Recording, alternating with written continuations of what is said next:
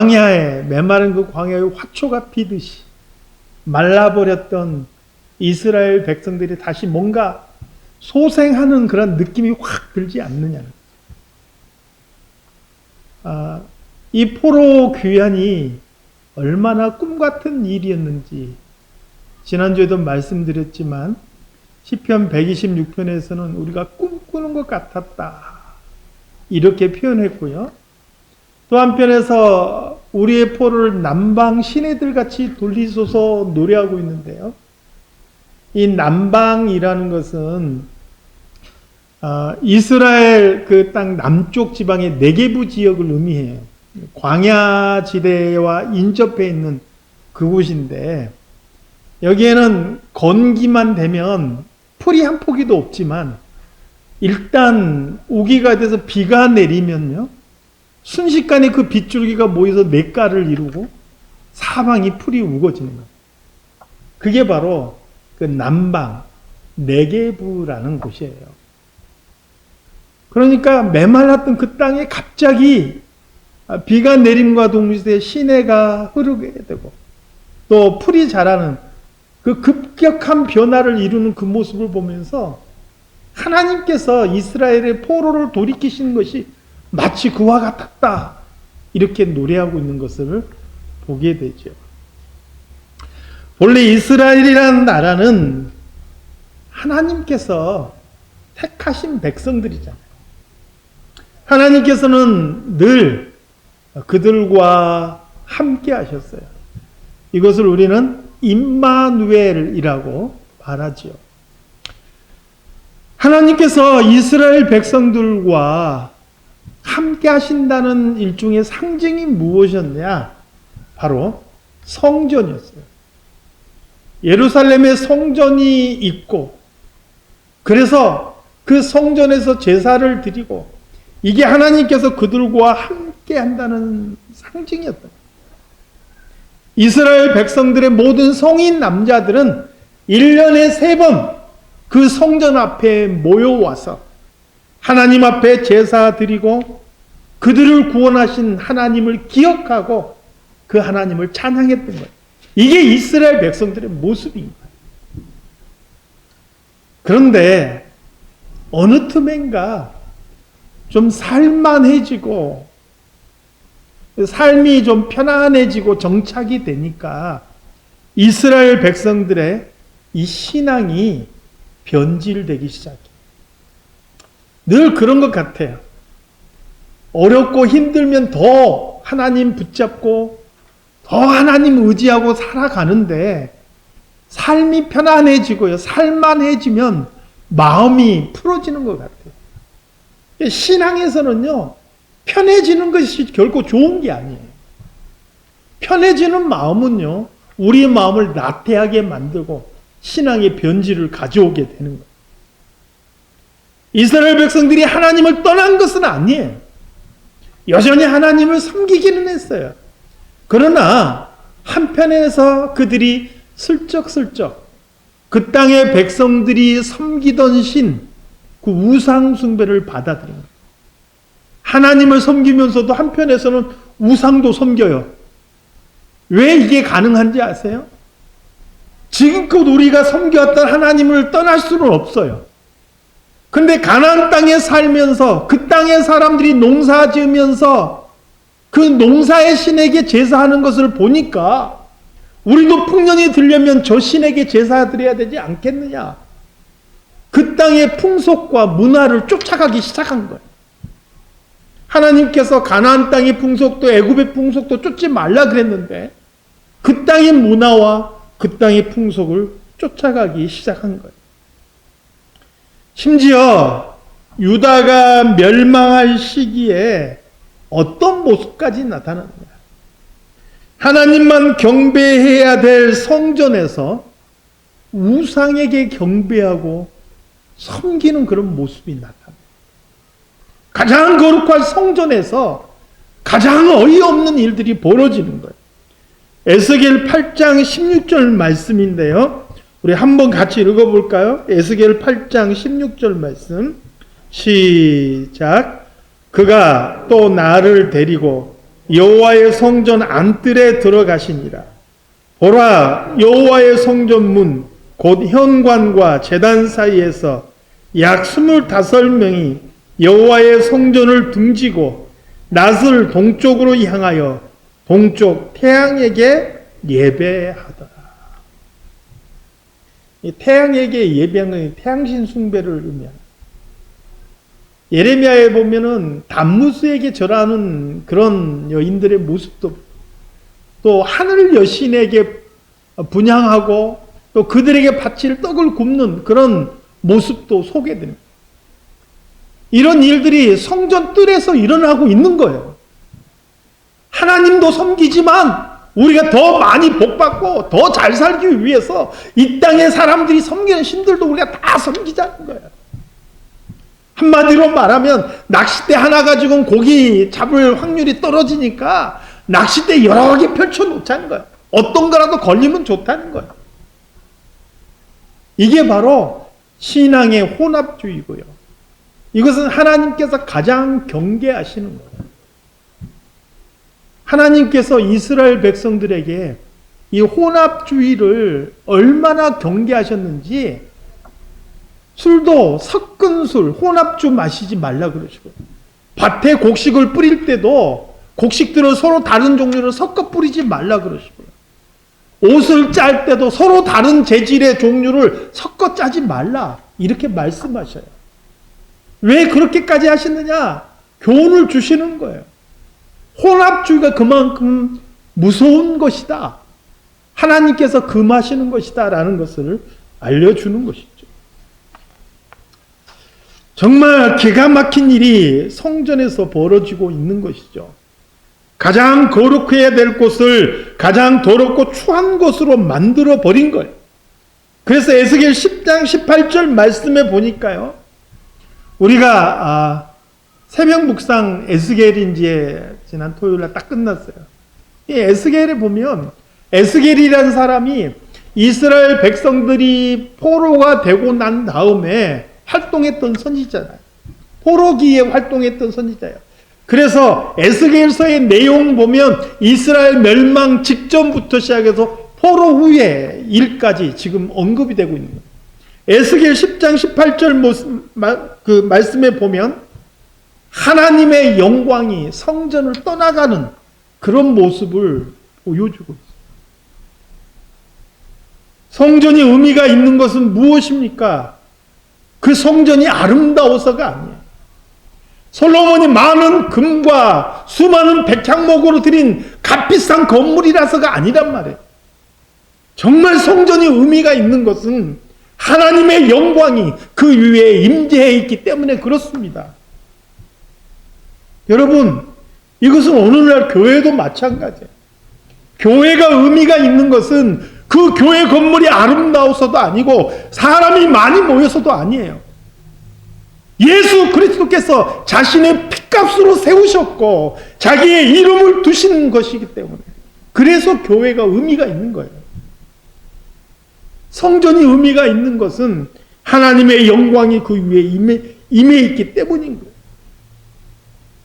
솔로몬이 성전을 건축하고 봉헌할 때 하나님의 영광이 그 위에 임하였다라고 성경은 말씀합니다. 하나님의 영광이 임하지 않았다라면 잘 만든 값비싼 건축물이었겠지요. 그런데 이제 이스라엘 백성들이 범죄하고 성전을 더럽히자 하나님의 영광이 그 성전을 떠나버리고, 그 말은 무엇입니까? 하나님께서 택하신 이스라엘 백성들과 임마누엘 함께 하셨는데 이제는 하나님께서 더 이상 함께 하지 않겠다라고 선언하셨다는 것. 더 이상 성전은 거룩하지 않은 것이고 화려한 건물에 지나지 않는 것이죠. 그리고 하나님의 영광이 떠나버린 성전의 그 건물은 느부갓네살 왕에 의해서 철저하게 무너져요. 어떤 소문이 돌았는지 솔로몬이요, 성전을 건축할 때 그 돌틈 사이를 다 금으로 메웠어요.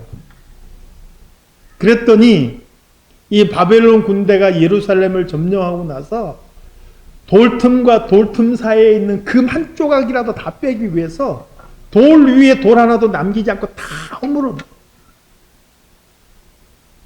그 아름다운 성전을 흔적도 남기지 않고 다 무너뜨리게 된 거예요.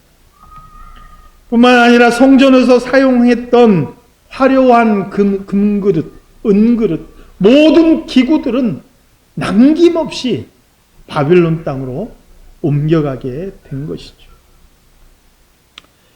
바벨론으로 옮겨진 이 그릇들은 어떻게 되었을까요? 성경에 보니까 바벨론으로 옮겨졌던 이 그릇들이 어떻게 됐는지 두 군데에서 보여주고 있어요. 첫 번째는 오늘 본문 7절 말씀이에요. 오늘 본문 7절 말씀에 보니까요, 느부갓네살 왕이 자기 신들의 신당에 두었다, 이렇게 말씀해요. 왕궁에 둔 게 아니라 자기 신들의 신당에 두었다는 거예요. 왜요? 전리품이라는 거예요. 고대에는 전쟁을 단순하게 나라와 나라의 싸움으로 보지 않았어요. 지금 우크라이나와 러시아가 싸우는데 이 그 나라의 싸움이라 보지 않고 두 나라가 섬기는 신들의 전쟁이다, 이렇게 생각을 했어요. 그래서 바벨론은 예루살렘을 점령한 후에 우리의 위대한 신께서 저들의 신을 이기고 우리를 이기게 하셨다, 이런 의미로 그 성전의 그릇을 가져다가 자기 신들을 섬기는 신당에다가 전리품으로 바쳤다는 거예요. 기가 막힌 일이죠. 그것만이 아닙니다. 다니엘서 5장에 보니까요, 바벨론의 마지막 왕이었던 벨사살 왕이 무슨 일을 합니까? 잔치를 베풀고요, 예루살렘 성전에서 가져온 은과 금으로 된 그릇을 가져다가 거기다 술을 부어서 마셨어요. 그리고 그들이 금과 은과 동과 새와 그리고 나무와 돌로 만든 그들의 우상을 찬양했다 그랬어요. 이것은 하나님을 비웃는 거잖아요. 모욕하는 거잖아요. 하나님을 섬기던 데 사용한 그 그릇에 술을 부어 마시면서 자신들의 신, 자신들이 섬기는 우상을 찬양했다. 다니엘서 5장에서 그렇게 말씀하고 있어요. 여러분, 우리는 이것을 알아야 됩니다. 하나님의 백성들이 온전하게 살지 못하고 범죄하면요, 하나님의 백성만 망하는 게 아니에요. 우리가 잘못 살면 우리만 망하는 게 아니고요, 우리 때문에 하나님의 이름이 모욕을 당한다는 것을 기억해요. 마태복음 5장에서 말씀하고 있는 것처럼 맛을 잃은 소금은 길에 버려져 지나가는 사람들의 발에 밟히는 거예요. 우리가 정말 예수 그리스도를 믿는 그런 생명을 우리 안에 지니지 못하고 우리가 세상과 똑같아지면, 우리가 세상 속에 섞여버리면 결국 맛을 잃은 소금처럼 세상 속에서 짓밟히게 되는 거고, 우리 때문에 예수 그리스도의 이름이 모욕을 당하게 된다는 거예요. 세상으로. 사랑하는 성도 여러분, 우리는 예수 그리스도의 이름을 우리 어깨에 짊어지고 사는 사람이라는 걸 기억하시기 바랍니다. 보이지는 않지만 우리 가슴에 예수님의 이름 새기고 명찰 붙이고 사는 거예요. 사람들이 보면 나를 박종욱으로 보는 것 이전에 예수 믿는 박종욱으로 본다 이거예요. 그러므로 나의 삶이 나에게만 문제가 되는 게 아니라 예수 그리스도의 이름에도 문제가 있다라는 거예요. 사랑하는 성도 여러분, 내가 짊어지고 살아가는 예수 그리스도의 그 이름에 부끄럽지 않게 살아갈 수 있는 저와 여러분이 다 되시기를 소망합니다. 이스라엘 백성들이 범죄하고 그들이 멸망하니까 하나님의 이름이 이방인들에 의해서 모욕을 받잖아요.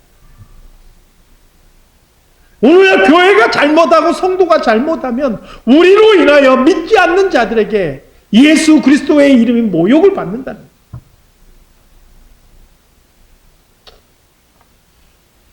포로로 잡힌 70년 동안 이스라엘 백성들이 그들의 죄를 뉘우치고 얼마나 눈물을 흘리며 기도했을지 성경에서 사실은 곳곳에서 보여주죠. 다니엘 같은 사람은 하루에 3번씩 예루살렘을 향하여 때로는 자기가 그것 때문에 죽을 수 있다는 것을 알고도 창문을 열고 기도하는 모습을 보게 돼요. 에스겔 같은 사람은 그발 강가에 나와서 늘 묵상하며 하나님 앞에 기도하는 모습을 보게 돼요. 성경에 이렇게 선지자나 지도자들의 그런 모습만 보이지만 수많은 포로로 잡혀갔던 이스라엘 백성들이 얼마나 예루살렘을 바라보며 그들이 눈물을 흘렸겠어요. 때로는요, 이 바벨론 사람들이 이스라엘 백성들에게 요구하는 거예요. 야, 니네들 예루살렘에서 잘 부르던 노래 있지? 그거 한번 불러봐. 술잔 기울이면서 그렇게 요구하는 거예요. 하나님께 올라가며 성전에 올라가면서 부르는 찬양을 자기들 술 마시면서 기분 돋구기 위해서 부르라고 그렇게 요구를 하는 거예요. 그런 비참한 일들을 겪으면서 이들이 얼마나 눈물로 기도했겠느냐. 아까 제가 서두에 시편 126편을 언급을 했죠. 포로에서 돌아온 그 기쁨과 감격을 노래하는 시라 그랬는데요. 그 시의 끝부분이 어떻게 마무리되고 있는지 아십니까? 한번 우리가 같이 한번 읽어보겠습니다. 그 시의 끝부분. 자, 시작. 울며 씨를 뿌리러 나가는 자는 반드시 기쁨으로 그 곡식단을 가지고 돌아오리로다. 울며 씨를 뿌렸다는 거예요. 하나님 앞에 자신들의 죄를 뉘우치고 회개하면서 눈물의 씨를 뿌린 거예요. 사랑하는 성도 여러분, 때로 우리도 인간이기 때문에 범죄할 수 있어요. 교회도 잘못된 선택을 할 수가 있어요. 그런데 중요한 것은 그때 즉각적으로 우리가 하나님 앞에 눈물의 씨를 뿌릴 줄 알아야 되는 거예요. 돌이킬 줄 알아야 돼요. 이스라엘 백성들이 70년 동안 눈물로 씨를 뿌리는 그 눈물을 하나님께서 보시고 약속하신 때에 포로가 귀환되게 되는 것이죠. 그리고 오늘 본문에 보니까 이 포로 귀환과 더불어 함께 돌아온 것들이 있어요. 그게 뭡니까? 바로 본문에서 소개하고 있는 성전에서 사용되었던 그릇들이에요. 바벨론으로 몽땅 옮겨져 갔던 이 그릇들이 놀랍게도 다 다시 예루살렘으로 돌아오게 되는 거예요. 이미 아시겠지만 포로는 총 3차례에 걸쳐서 귀환하게 됩니다. 첫 번째는 스룹바벨이 중심이 돼서 귀환하고요. 두 번째는 오늘 본문에 나오는 에스라라는 사람이 중심이 돼서 귀환하고요. 세 번째는 느헤미야가 중심이 되어서 귀환해요. 그런데 포로에서 귀환한 사람들이 가장 먼저 한 일이 뭐냐? 바로 성전을 건축하죠. 포로 귀환과 더불어서 그들은 성전을 건축했고요. 그리고 그 성전을 중심으로 해서 하나님을 향한 그 신앙을 다시 회복하고자 했다. 그런 의미에서 오늘 본문에 나오는 포로 귀환과 더불어 돌아온 성전의 그릇들은요, 다시 회복될 성전 제사와 하나님 중심의 신앙이 회복될 것을 상징적으로 보여주는 거예요. 그냥 단순하게 그릇이 돌아온 것이다. 아이고 값진 것들 돌아왔네. 이런 의미가 아니고 성전 중심, 그리고 하나님 중심의 신앙이 회복된다라는 일종의 상징적인 모습이라는 거예요. 그리고 그것이 이스라엘의 정체성을 다시 세우는 길이라는 것을 성경은 우리에게 보여주는 거예요. 사랑하는 성도 여러분, 이것은 오늘날도 마찬가지입니다. 우리의 신앙은요, 성전을 중심으로, 근데 이 신약시대는 성전이 없잖아요. 신약시대의 성전은 예수 그리스도이고, 신약시대의 성전은 그의 피로 세우신 교회가 성전인 거죠. 그러므로 우리의 신앙은요, 예수 그리스도의 중심, 그리고 교회 중심의 신앙이 되어야 돼요. 그게 우리의 정체성인 거예요. 이 신앙에 다른 것이 섞이면 그것은 신앙이 변질되는 거죠. 교회가 많이 모이고 아름다운 건물이 있어도 거기에 다른 것이 섞이면 그것은 더 이상 교회가 되지 못하는 거예요. 사랑하는 성도 여러분, 우리 사랑장로교회는 우리가 자체적으로 가지고 있는 건물도 없고 수도 많지 않아요. 그러나 우리가 건물과 많은 숫자 이전에 가장 명심하고 기억해야 될 게 뭐냐? 우리 안에 예수 그리스도가 주인이 되셔야 된다. 예수 그리스도 중심, 교회 중심의 이 신앙을 우리가 잃어버리지 말아야 한다는 거예요. 그러면 우리는 빌라델비아 교회처럼 작지만 큰 역사를 이룰 수 있는 진정한 교회가 되는 것이죠. 사랑하는 성도 여러분, 하나님을 믿노라 하면서 세상의 다른 신앙도, 세상의 다른 사상도 적당하게 받아들이는 타협한 신앙인이 되지 않기를 바랍니다. 오직 하나님 중심, 그리고 성경 중심, 교회 중심의 온전한 신앙을 우리 안에 세워나갈 수 있기를 바랍니다. 포로에서 돌아온 이스라엘 백성들이 그 길을 택한 거예요. 그래서 가장 먼저 성전을 세웠고요. 그리고 바벨론 땅에서 빼앗겼던 그릇들이 다 다시 되돌아오게 된 거예요. 이스라엘의 역사를 보면은요, 이 포로에서 귀환한 이후로 이스라엘이 다시 우상숭배의 길로 빠진 모습을 보여주지 않아요. 왜요? 그들이 뼈저리게 느꼈기 때문에.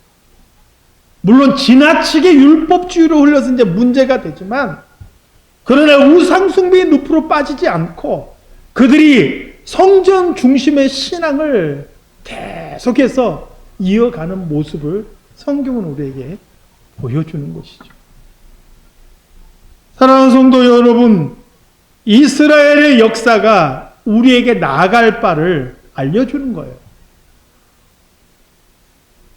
세상과 섞이지 않고 오직 하나님 중심의 바른 신앙을 꿋꿋하게 지켜나갈 수 있는 저와 여러분들이 다 되시기를 주님의 이름으로 축원합니다. 하나님 아버지, 세상이 변하면서 많은 교회도 많은 성도들도 그 믿음이 변하고 또 바뀌고 또 세상과 더불어 섞이고 있는 모습을 보게 됩니다. 우리를 성도라 그랬는데 이제는 세상과 다른 구별된 모습이 아니라 세상과 똑같아지는 구별되지 않는 모습들이 얼마나 많이 있는지 모릅니다. 하나님 아버지, 오늘 이 시간 우리 사랑장로교회 성도들 한 사람 한 사람을 기억하여 주시고 세상과 다른 온전하게 구별된 하나님 중심의 신앙을 간직할 수 있도록 도와주시옵소서. 그래서 정말 이 땅 위에서 바른 믿음을 가지고 내가 마지막 때 믿음 있는 자를 보겠느냐 말씀하셨을 때 아멘 주여 제가 여기 있나이다 기꺼이 화답할 수 있는 우리 모든 성도들이 되게 하여 주시옵소서. 거룩하신 예수 그리스도 이름으로 기도드리옵나이다. 아멘.